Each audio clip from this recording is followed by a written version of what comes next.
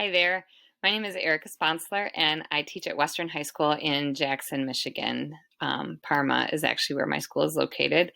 I'm going to give you just a really quick overview of my mini unit plan. We did an American Dream unit as a mini unit. It was a reflection on our semester 2. So I teach primarily sophomore U.S. history. I teach AP and I teach general on-level history. I use this in my on-level, but I've given you some ideas on how you could tweak it to use it for AP classes. And it could be used as an intro or as a reflection. I used it as their semester reflection this year. And I thought that worked really well because it was a question that we had kind of used over time. So my unit plan will be uploaded so you can kind of look that over. But again, take and use whatever works for you. I've given you all my handouts and I am including them as the Google format, whatever they were, so that you can edit them or adjust them to whatever works for you rather than as a PDF. You've got to try and figure out how to format it on your own. So we start off the year talking about having a guiding question for the semester. And in semester 2, my guiding question for them is the American Dream: who achieves and who is left out. So as my students go throughout the entire second semester, we do quick checks is what I call them, or formative checks or summative like quizzes on the content as we go. And one question I always ask them throughout semester 2 is the American Dream: who achieves it and who is left out. And so they have to take content from the unit that they're currently in and use it to answer that question and support their answer to that question. So then at the end of the year, what I did was I created a reflection unit for them that took them back over the 4 units that we studied this semester, which were essentially the birth of the Cold War, so post-World War II through approximately 1963. We kind of stopped that with the assassination of JFK because the change in the way that the United States operates after the death of JFK is a little bit different.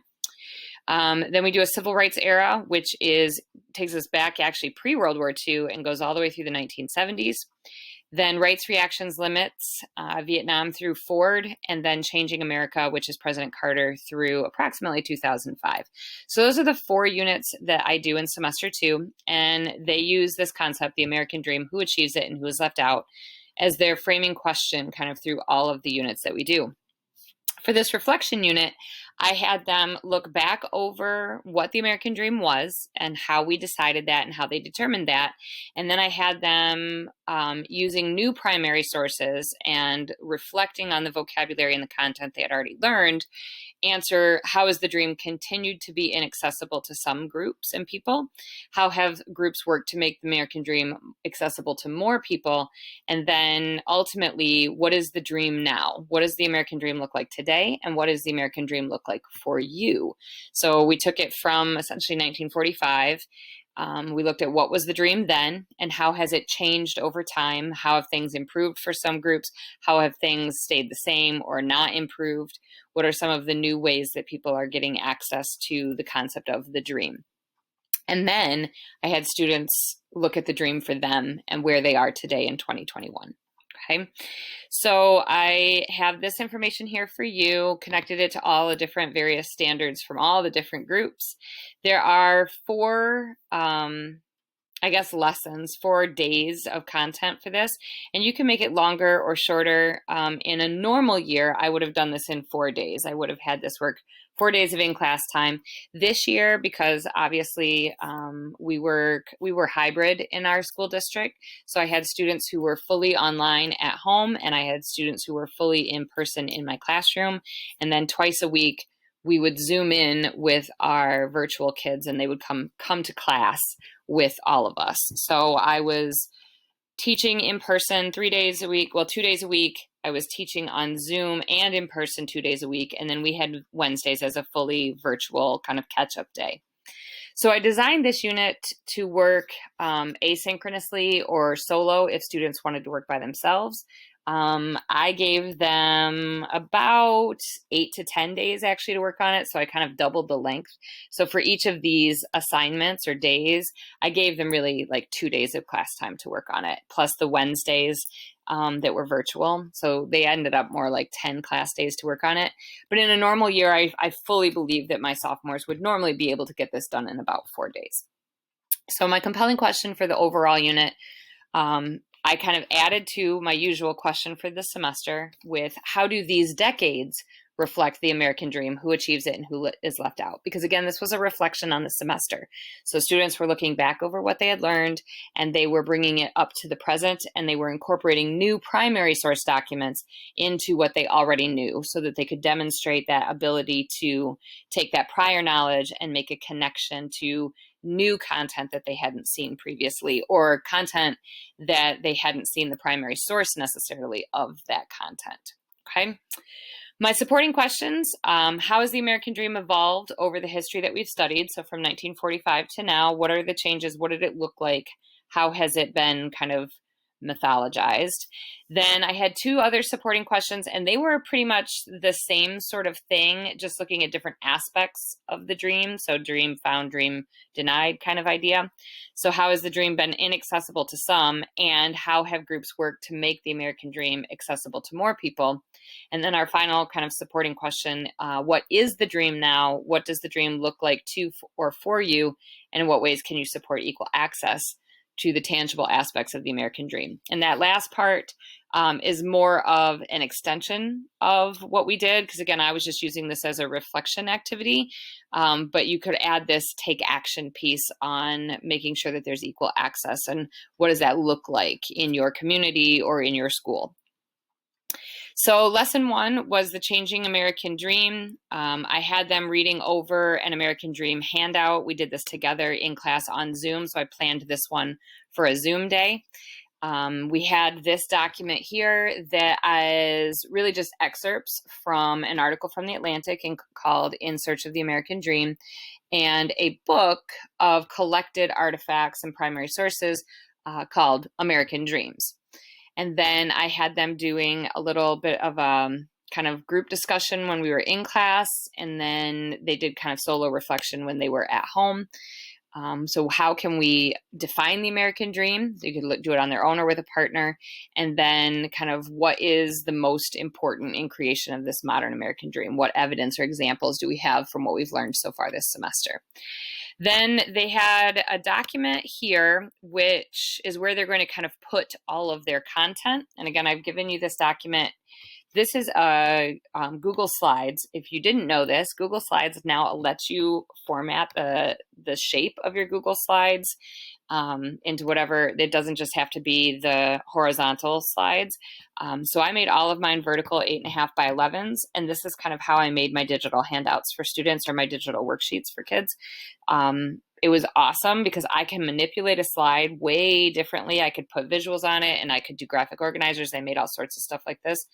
And then you just, if you want to use it with students, you just do file download, and then I just downloaded it as a PDF.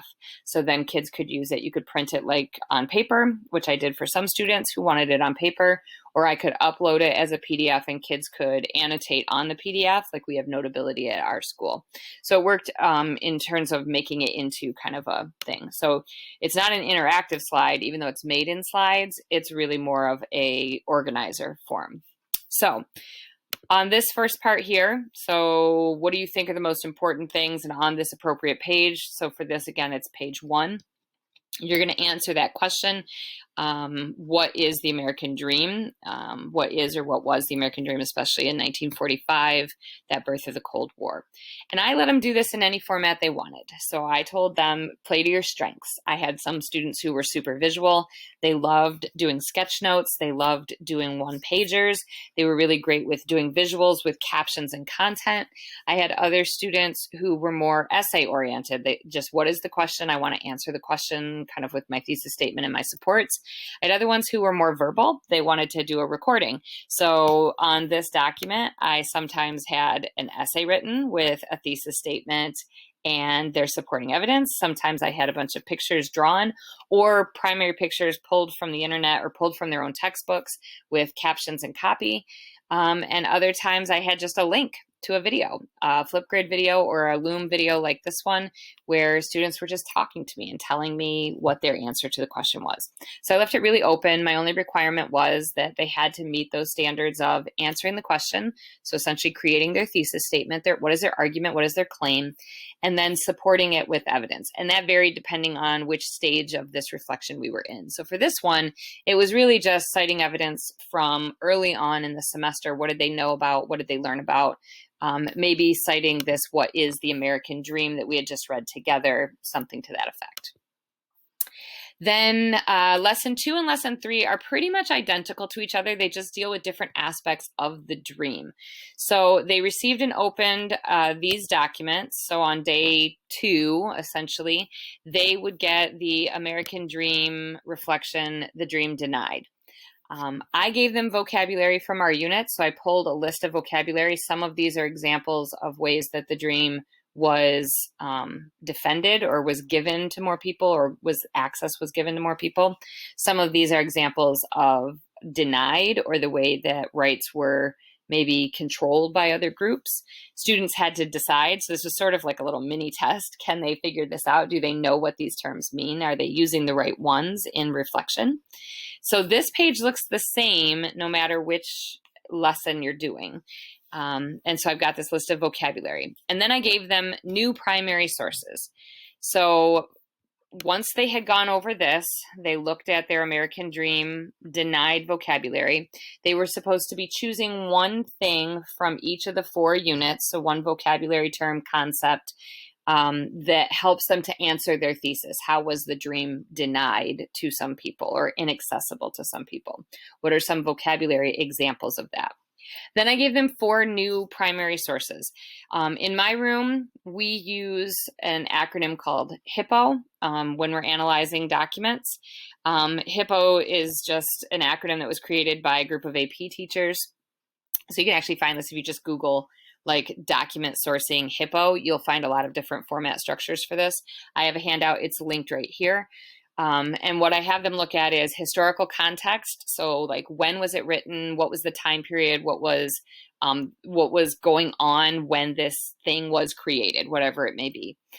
Who is the intended audience of the document? And I refer to every source in my room as a document. So it could be a picture, it could be a cartoon, it could be a video.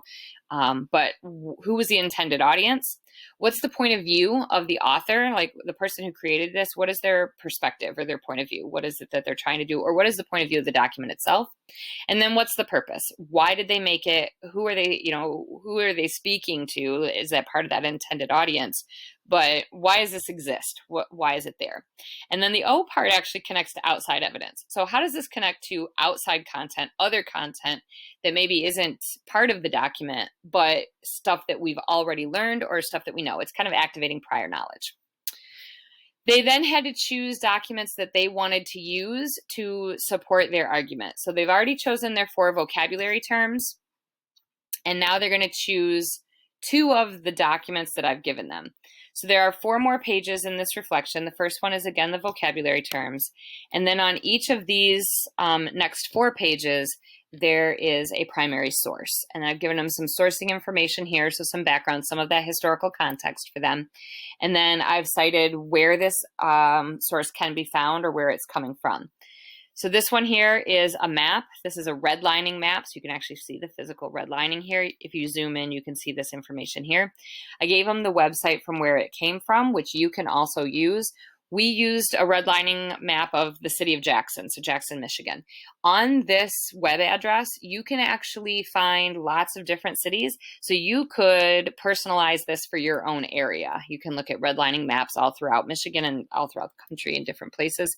So this is just redlining maps throughout history. So this map comes from approximately the late 1930s. So this is part of the Homeowners Loan Corporation, and it talks about different areas that are desirable and undesirable.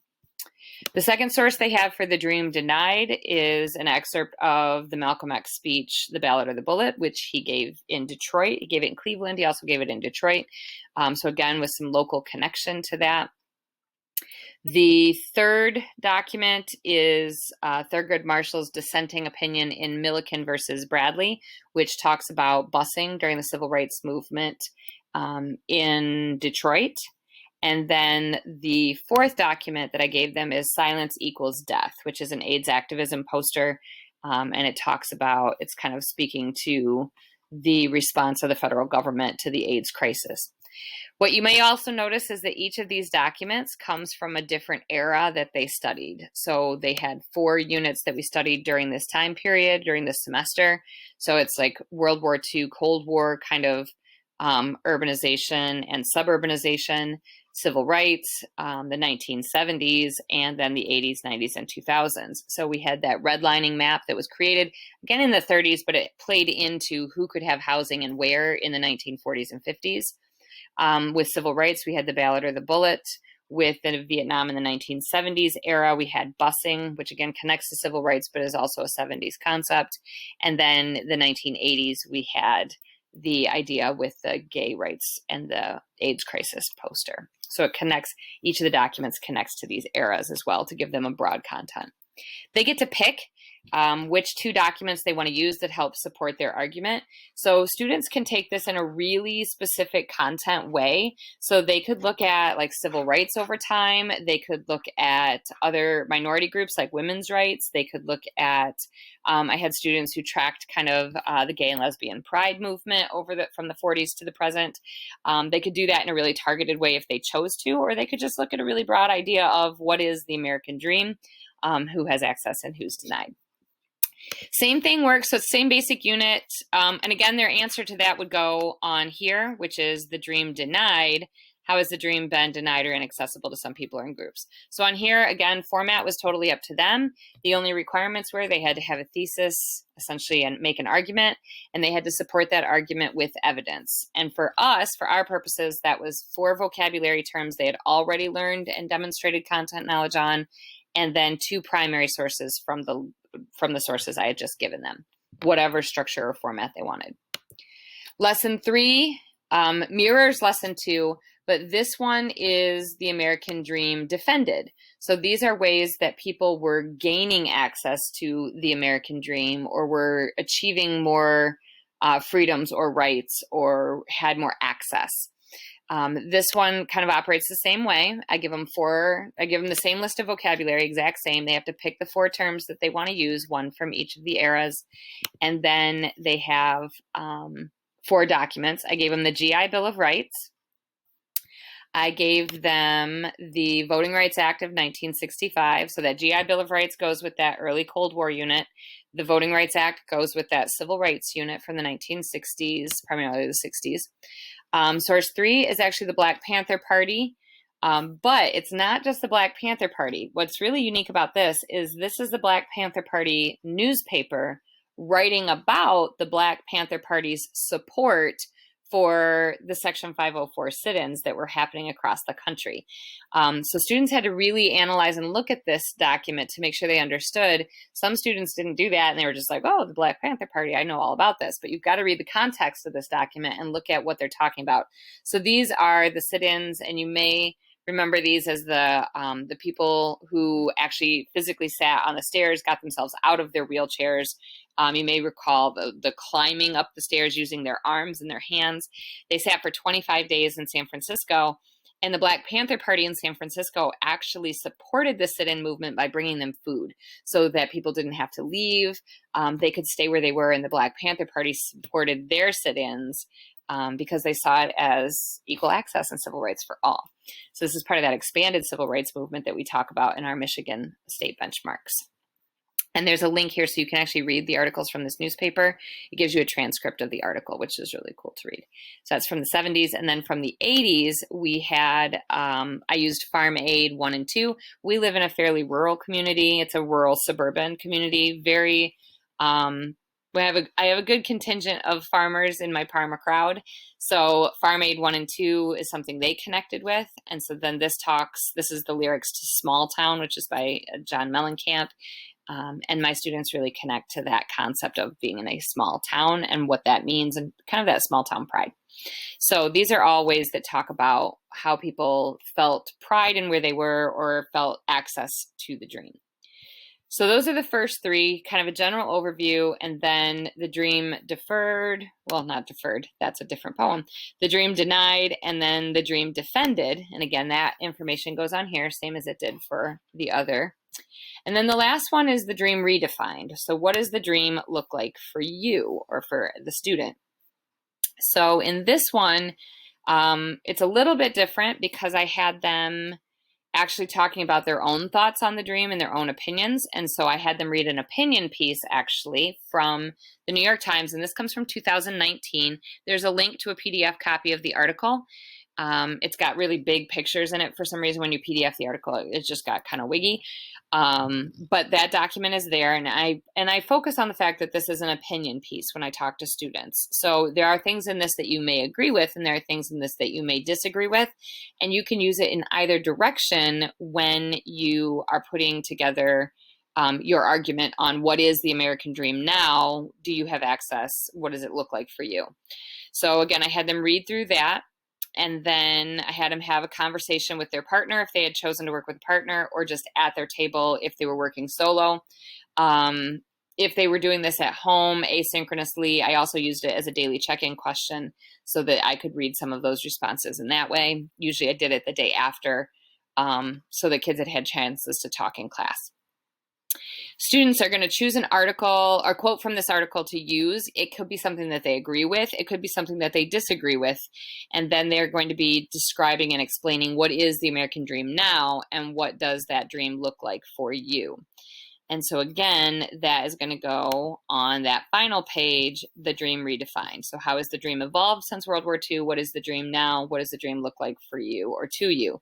And then that extension piece, I didn't use that with my reflection because this was more of a reflection on the semester. But I'll talk a little bit more about how you can extend this document and how you can extend this lesson. What ways can you support equal access to the tangible aspects of the American dream was the next step you could go towards. And again, whatever they wanted to do with that was fine. Essay response, video response, images drawn or from the actual time period, however they wanted to do it. Again, the only requirement was that it answers the questions and it supports those answers with an argument constructed, in this case, using a quote from the article itself. So the summative assessment to this, essentially for me, it was those 4 pages pulled together. So I got all 4 of these pages from my students: the dream defined, the dream denied, the dream defended, and the dream redefined. That was what I collected from my students. They answered the 4 questions that came, that were at the top of each page. And then they supported their responses using content vocabulary from our 4 units of study completed previously in the semester and the new primary sources and the secondary source opinion article that I had given them throughout the course of our reflection. What I would do if I were extending this, so it could be extended as writing a letter to the editor style piece. So you could talk about how we collectively in the United States can defend and support or expand access to what we consider to be the American dream, which for most of my students was just having equal rights, civil rights, access to equal opportunity.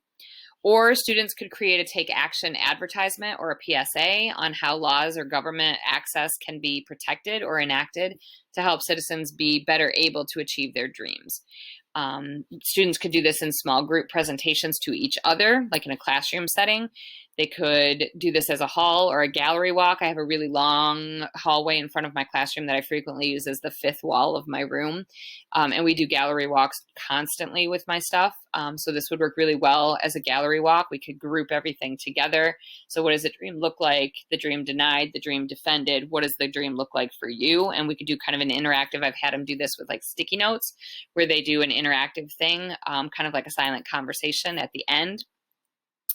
And then they could do it as a flip grid. So if they're more of a video, you could have a flip grid that talks about the dream and have students watch each other's flip grids and then do kind of a reaction, take action sort of deal with that. How did I assess this? So I am leaving the assessment sort of open for you because it's really going to depend on how you would use this.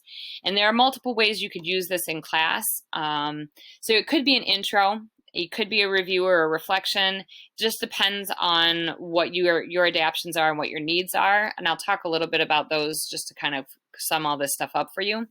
It also would determine, I think, would be determined by whether or not you're doing this with upper level kids or with your on level kids. So if I were doing this with my AP kids, there are some really specific skills that I would expect them to be able to demonstrate that we'd been practicing all year.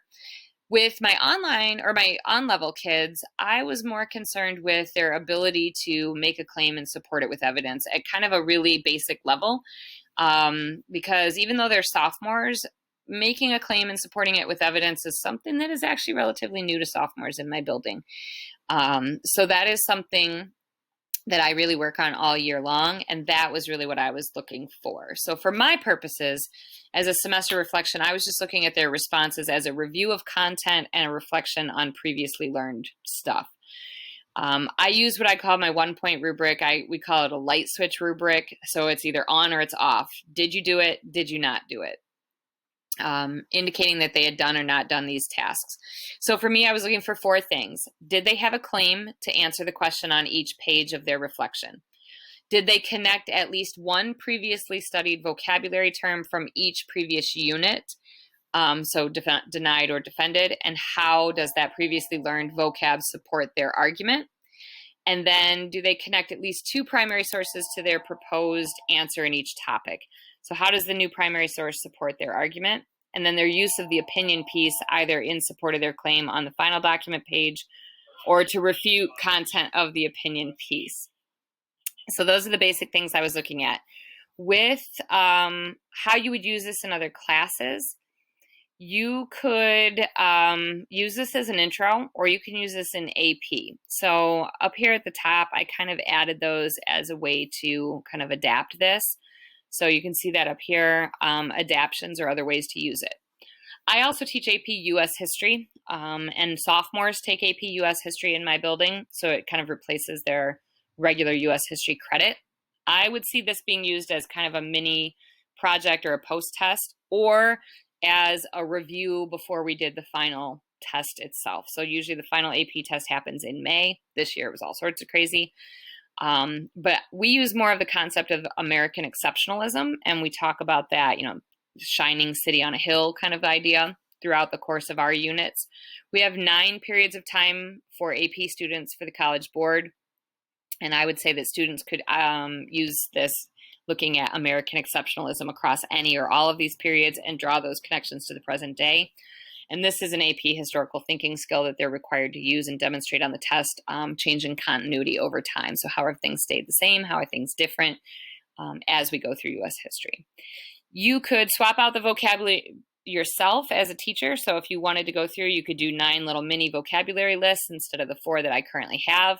Or you could have students create those 9 vocabulary lists and then choose one from their vocabulary list to use as part of their review for the final test that's going to happen with the College Board. If you do it after the test, you could do it as just kind of a reflection assignment, kind of what I've done here. You could also adapt this and make it an introduction unit to the semester. So I would give them the list of vocabulary. I might shorten the list a little bit and have them doing some research on what those terms are, maybe categorizing them into, are these things positive or negative? Are they helping people? Are they defending the dream? Are they denying the dream?